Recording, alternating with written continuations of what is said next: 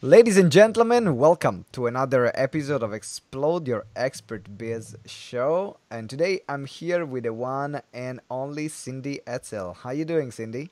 Fantastic. Sun shining. I'm absolutely spectacular. Oh, that's brilliant. I'm really happy to hear that. Now, today is all about leadership. This is what we're going to talk about on this show. And we are going to talk about cooking. We're gonna make sure we're gonna talk about cooking. It's gonna be a cooking slash leadership class. I'm really excited. Absolutely. I'm really excited about this show.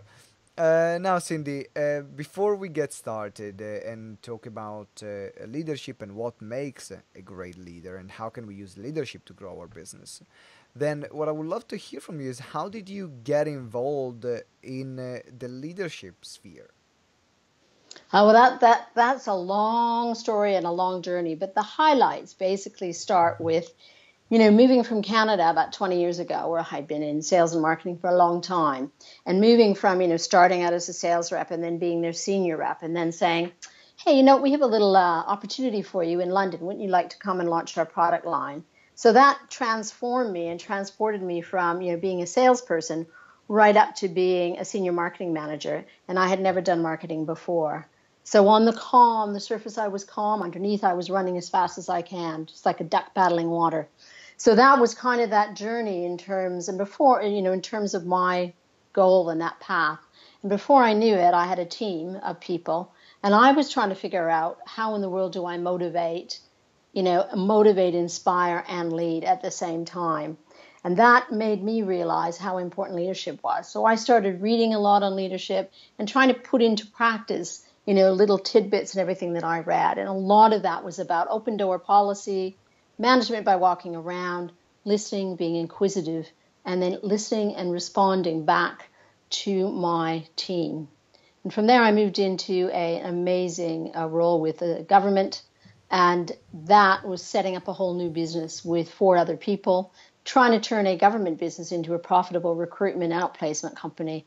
And that was the biggest learning of all. So that's kind of that story, which then the final piece of that was moving in. Well, the final piece to get me really into that leadership was moving then into several technology roles from senior marketing manager, head of marketing, chief marketing officer. So you learn as you go and you keep learning every single day. And now I've decided to take that and help others achieve and become the best they can possibly be in terms of training to be that leader. I'm really curious about what was your biggest highlight in terms of leadership. If you can think about a moment where you were leading a team, and sometimes you have those moments where even like money cannot be good enough for the feeling that we get in that moment. So, what was the highlight when you were leading a team? Wow, there's a few. And I think probably the one for me was the first really strong leadership role that I had when I was in the publishing sector here as marketing director. And that was taking my team from zero. So we had a little bit of success, but we managed to take our product line so it became 60% of revenue for the whole business. And that for me was absolutely inspirational. And that was my team, but it was also my virtual team. So all of us pulling together to really create and focus on that end goal, which was driving revenue, which was fantastic. And how about another moment where y- you managed to turn around with your leadership skill a situation that people will say, "Oh my God!" Like literally, "Oh, we do something right now, or we are done." Well, I think that probably for me was when I'm trying to think what was the best, most likely when we were in a situation, and this is almost like not necessarily a team, but leading people who I was coaching and mentoring. And that would be my first opportunity when I was sharing a story. And the story goes something like this. I'm a salesperson, I'm a senior salesperson, and I am talking to board level individuals and I'm closing a deal. I'm in the middle of nowhere in a very remote spot trying to close this deal at a university. And I walk into the room and I ask We go through, is this correct? We're going to give you this, this, and this, really only to sign the deal. And then the decision maker looks at me, he winks at me, he goes, and what else are you going to give me? Absolutely. And it was kind of one of those things where you think, ooh, don't let them see you sweat. You don't want to lose the deal. It's all about that self-belief and confidence under pressure. So I thought, okay, I want this deal. I've been working on it forever. I'm certainly not giving him anything else. So I said, could you just clarify for me what you mean by that?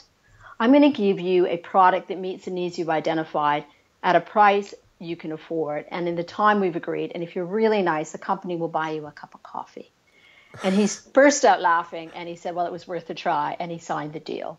For me, that was a turning point, in how to flip a situation from a negative to a positive. But I tell you, I was shaking when I left that room. I can imagine. Sure. Oh my God! I'm sure your head was spinning in that moment. How did you keep your calm? Well, when I early in my career, I was a criminologist, so I was trained to work with victims of violent crime, and you have to do mirroring, and you can show no emotion on your face, which is extremely difficult because you hear some sort of horrific things. So I kind of went back to that time. It's kind of remembering those times when you had to deal with a difficult situation, and breathing is really good. So I kind of just took a very good breath in, calm myself down, and I thought, there's no way you're going to get this one over on me. And literally, then when you leave, that's when you start shaking, going, oh my God, what did I just do? So it was a fantastic, powerful moment in time that has helped me move much faster forward. And where are you from originally? So I'm originally from Canada, so the middle, the prairies, as people will call it, Winterpeg. But then I left there and I moved to Vancouver, and I've been in London now for 20 years, which goes like, lightning speed. But, such a fantastic city. What do you prefer? It's like if you have to, I know it's a tough question. Canada, it is indeed. like Vancouver or London? Well, I would say at the moment in time, London. I mean, when I go back to Canada, I enjoy it. But London, there's so much energy, the culture, the history, the people. Well, maybe not politics at the moment, but also my proximity to Europe. And I think one of my most amazing moments was being able to call when I was at Cisco on Louis Vuitton in Paris, doing a sales presentation. That would never happen. Never would you have that opportunity in Canada. So London most times and most days, especially in the heat wave. Oh, we are loving our heat wave, guys. You're listening to this podcast, and maybe by the time you're listening to it, the heat wave is gone. Or if you're not living in London, then you know that London is not known in the world for being the sunniest and warmest place. But for the past 2 weeks, it's been like being in LA here, and it's been an incredible time. So I have one more question before we dive into leadership. You wrote an incredible book called Cooking Up Success. Absolutely. What inspired you? So first of all, actually, is this a cooking book? No, it's not. It's not a cook. Oh, okay. We have addressed that. So it's not a cook. Of course, I knew that, but the question is, what inspired you to write this book and call it that way? Well, I think for me, my two passions are people and food. And if you think about it, when you are at a party or anywhere, where do people congregate? No matter how small the room is, the kitchen, right? Why do you think they do that?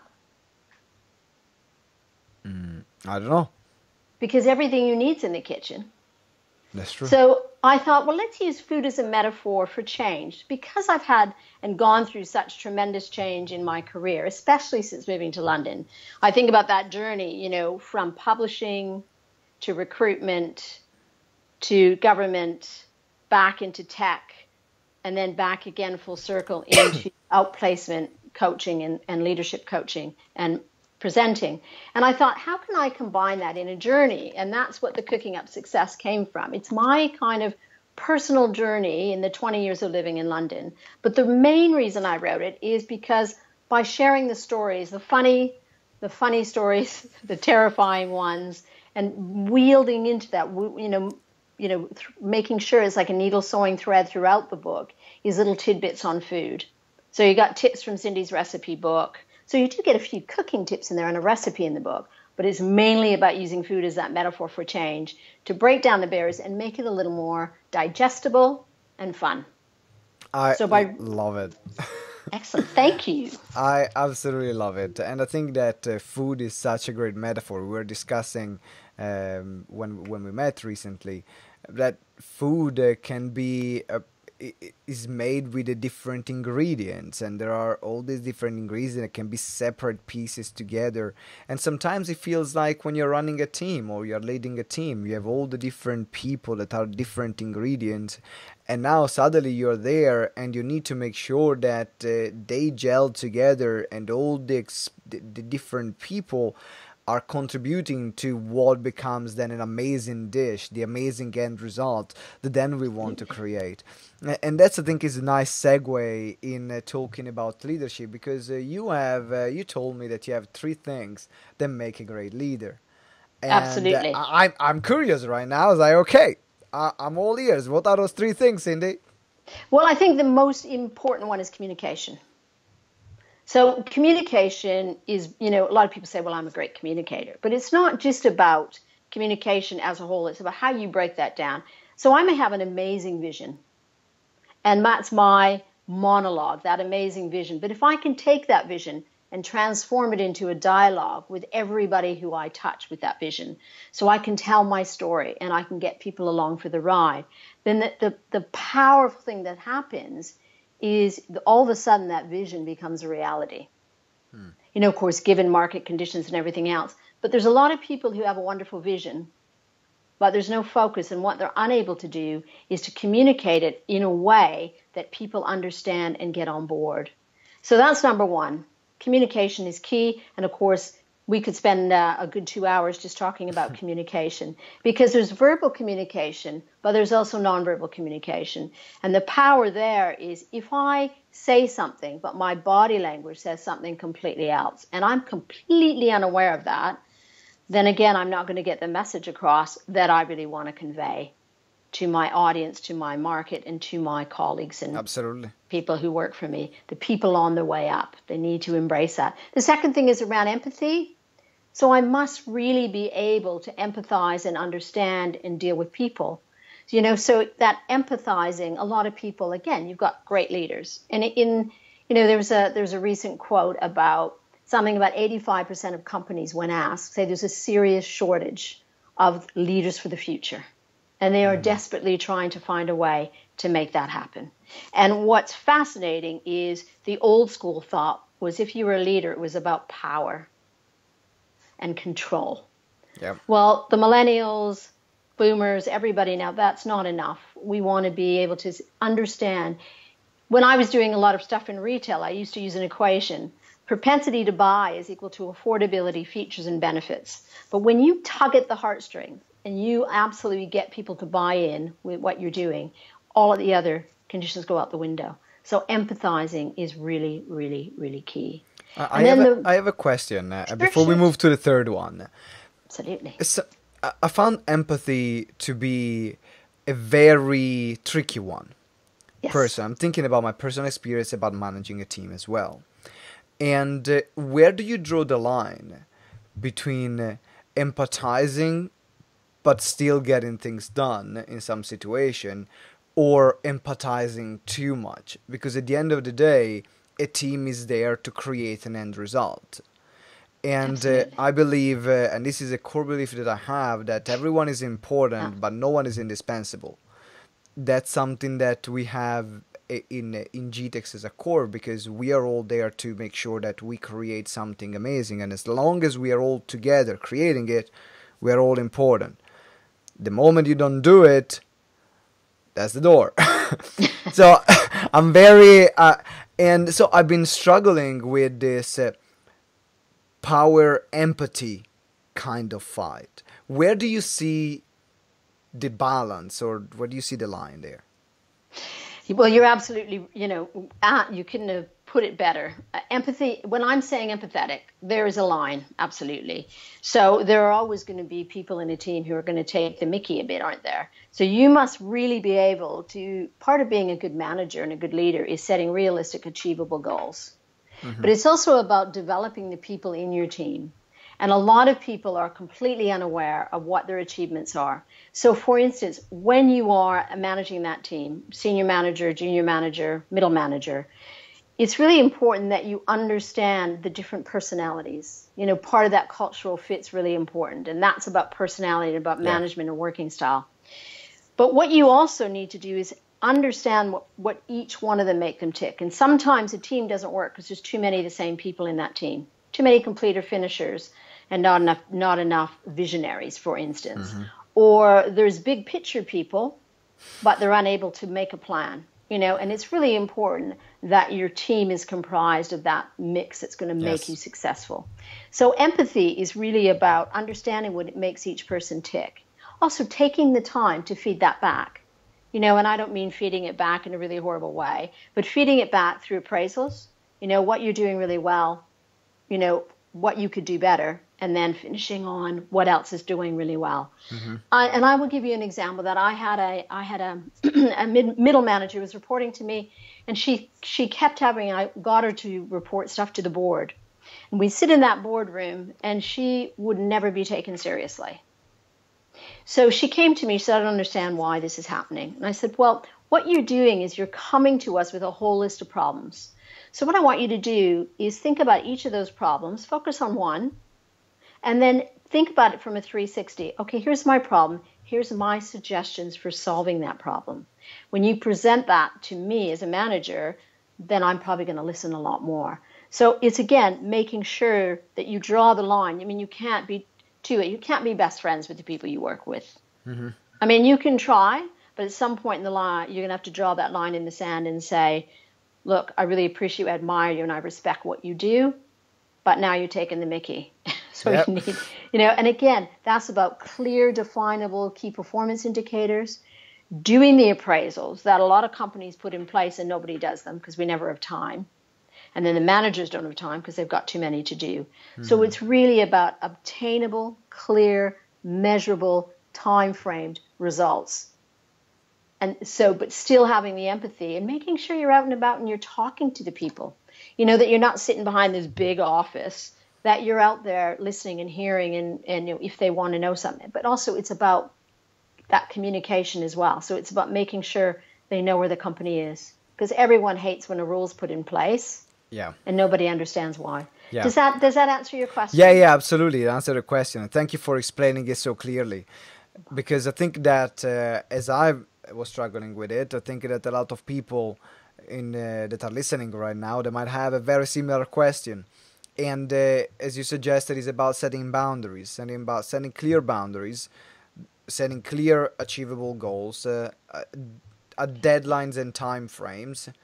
And then within that structure, look at creating and really understanding the value of the individual and taking time to value the individual and to understand what's going on as well, because sometimes it can just be a bad moment that they have, and something small that you can put in place can make all the difference for them.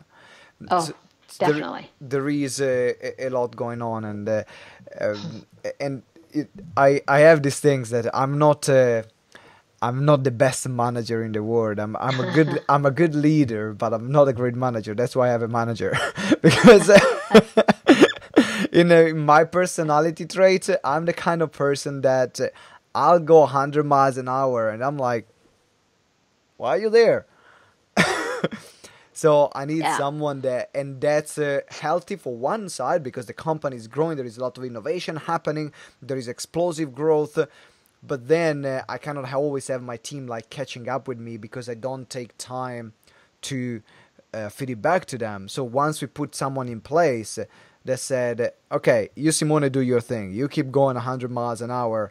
I'll make sure that everyone is sorted and we are all moving together. Then my life became better and the team morale went up because finally they had someone who naturally not forcefully, because for me it just doesn't happen by nature. I'm like, I'm going. But that brings me to the third point, which is about Yeah, delegation. right, So, perfect. Oh, brilliant. great segue. You just voiced it perfectly. The big problem is, there's a lot of individuals they have a vision, they're innovative, they're focused, and they got a transformational, and they can transform a company. But when a company gets to a certain size, and there's a great quote on, they use a triangle: people, revenue, and products. It's like a triangle. And when you focus on the revenue only, the rest gets lost, and the company starts to have challenges. And the person who is leading should be leading, looking at innovation, looking at new markets and how we're going to grow. But it's really important that you bring in an operational manager who can actually then transform that, take that transformational style and implement it into a plan and lead the rest of the individuals in the company. And a lot of people don't. They hang on, and they won't let go. And that's when it ends up going right, like that. So absolutely, you need that operational. Think about what you're really good at and what you're not good at. And no man or no woman is an island. Mm-hmm. And no leader is born. A leader isn't born. A leader is made through understanding, growing, changing, and recognizing when it's time to bring in the right person to help them move forward. You mentioned delegation right now. Do you have some rules or guidelines for our listeners right now that are in the process of maybe doing their first hires, or maybe they already have a staff but they not delegating? They know that they can do a better job at delegating. Can you give? Do you have some rules or guidelines for effective delegation? Well, that depends on the individual. So each individual, the more you know yourself and the more you are open and push yourself a little bit every day out of the comfort zone and being realistic. So having a coach, like you and I are working together, even though I know what I need to do, sometimes I need someone to bounce those ideas off of. So I think it's really important that you find yourself a mentor, a coach, and of course I do executive coaching as well. It's kind of finding that middle ground so that you recognize what happens. What I used to do, and one of the rules of thumb, when we were setting up this business, and it was in government, so you can imagine the parameters in which we had to work. We had someone operational managing everything, and he would not delegate. So I said, I want you to write down every single thing that you do in a day. Just write every little piece and how long it's taking you. And then I wanted to put, what's your priority? So we prioritized them. I said, so you've got all the other stuff that's left. Does that mean that it's not going to get done? So now I want you to think, who else is in the team, or people that we can outsource to an agency, a third party, which will allow you to step back and do that. And that was phenomenally powerful. Mm-hmm. If you look at Stephen Covey has a fantastic book called First Things First. It's a bit difficult to read and get through, but basically what he does is he focuses on the 4 quadrants of time management. Mm-hmm. And there's a lot happening in quadrant 1, 3, and 4, but it's quadrant 2 that you really want to focus on as a leader because it helps you move forward, or a manager. Can you give, for people that have not read, can you give a reminder of what's in the quadrant, if you remember that? To be quite frank, I remember that one of them is the noise. So one of them is, the emails you get every day. All the emails, the phone calls. And what do? We're constantly trying to call them back. So what he suggests, and I did a very thorough time management, I presented on time management, is put time in the diary at the beginning of the day, 20 minutes. Put time in the diary maybe at noon, 10, 15 minutes, and then at the end of the day. And that's your time to return phone calls and emails.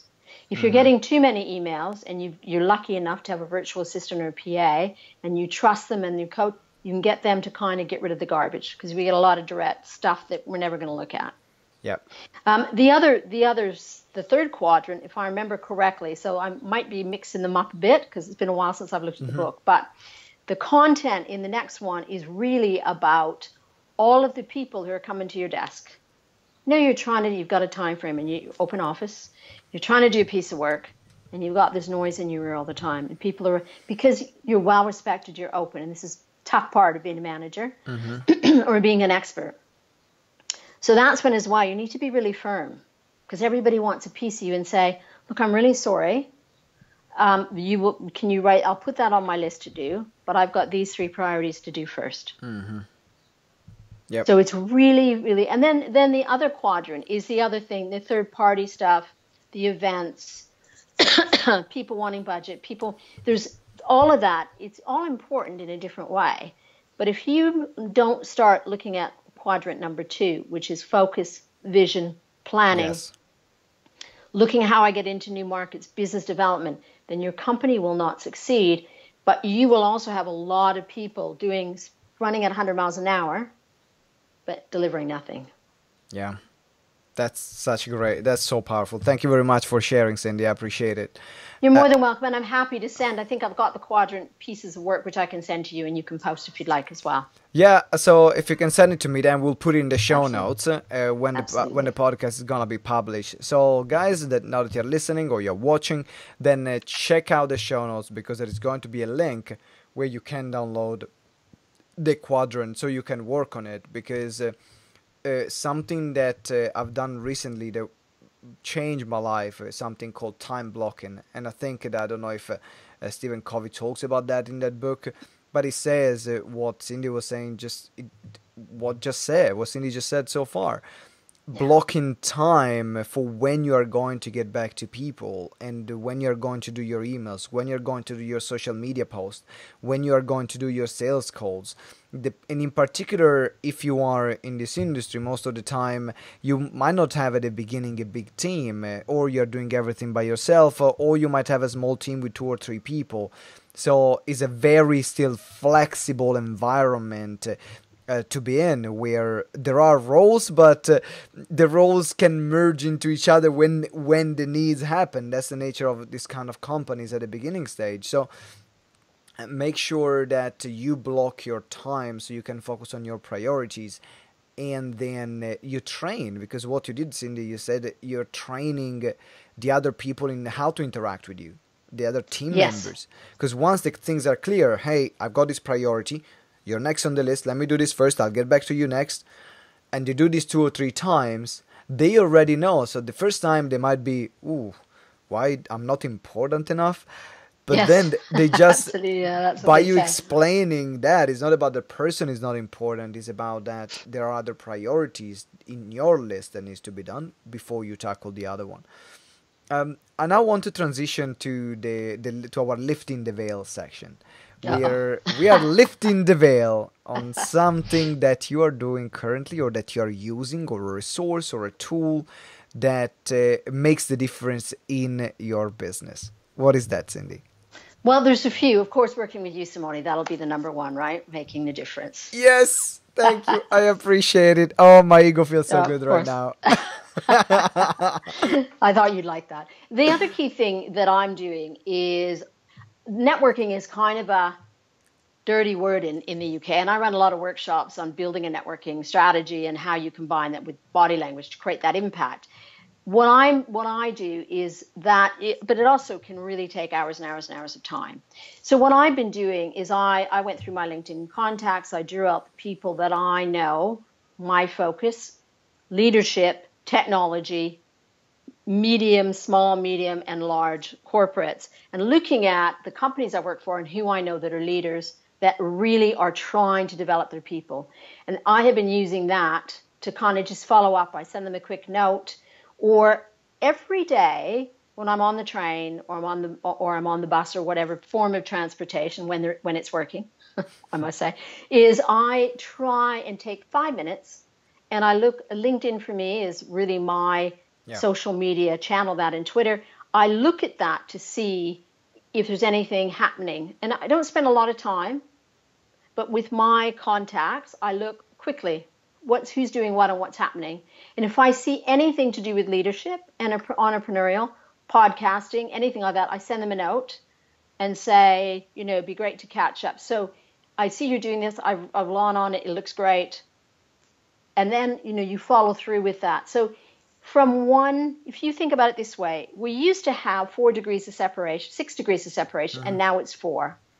So if every single person knows 10 people, within that 4th connection, we'll have reached out to 10,000 people. And so don't think about networking. In Canada, we don't say we're networking, really. We say we're going to meet new people. Mm-hmm. So think about it that way. Don't worry and don't try and sell yourself and what you're doing immediately. Have a conversation. Every single person you talk to, you're networking. Yeah. So forming solid relationships, being true, being extremely positive. My favorite acronym that I was taught when I was about 19 by my best friend's father was PMA, positive mental attitude.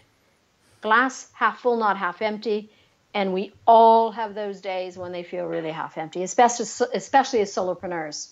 Yeah. So you can read my blog on solopreneurs and how to motivate yourself as well. But Is the that for blog on me feeds it. LinkedIn or?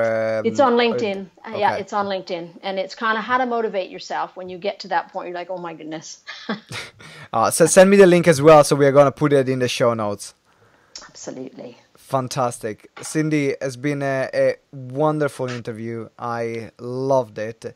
Jam packed. Now is what I would love to.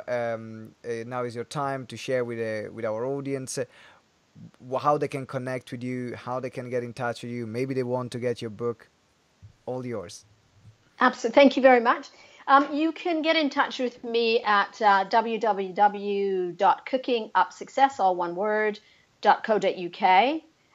You can, if you want, in the next 10 days, you want a copy of the book. It's available on Amazon, and it's available on pretty much every social network. However, if you want a physical copy of the book, I always have some with me. So if you've been on this podcast, within the next 10, 15 days, you can buy this book instead of $12.99 for $9.99 plus postage.